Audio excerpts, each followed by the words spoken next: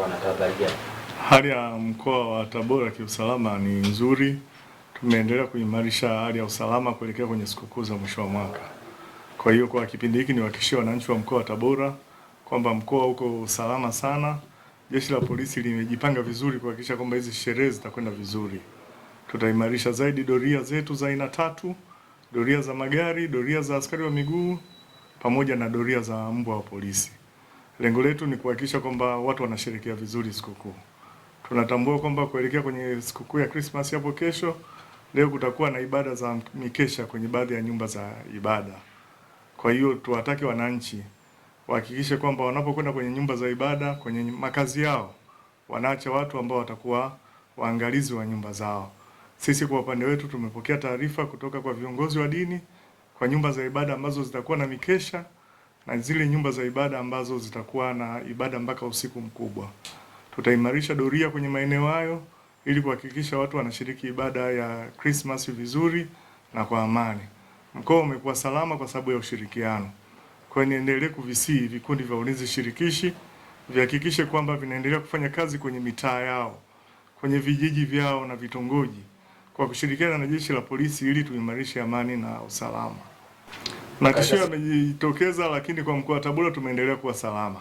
Tumekuwa salama kwa sababu wananchi hawataki vurugu na wananchi wako tayari kushirikiana na vyombo vyao vya ulinzi na usalama kuhakikisha kwamba tunakuwa na amani na usalama wa kutosha.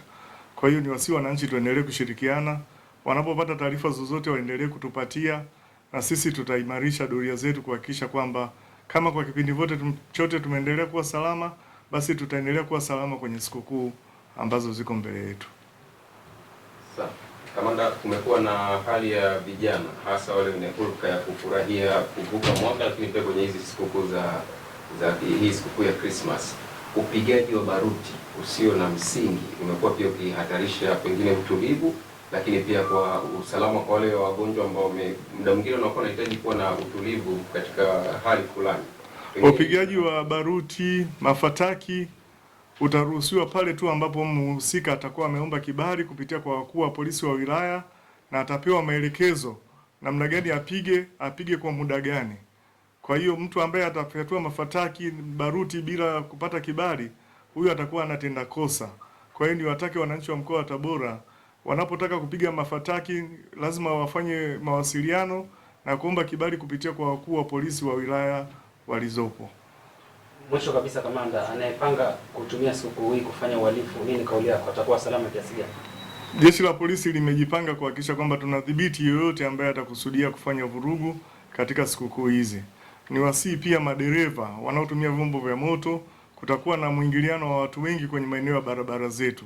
Hivyo ni vyema wakahakikisha kwamba wanaendesha magari yao kwa kufuata sheria na taratibu za usalama barabarani ili tuepukane na matukio ya ajali ambazo zinaweza kujitokeza wakati wa sikukuu. Watoto wanaokwenda kwenye matembezi tuhakikishe kwamba wanaongozana na watu wazima ili kuhakikisha kwamba wanatumia vizuri barabara bila kucheza kwenye maeneo ya barabara.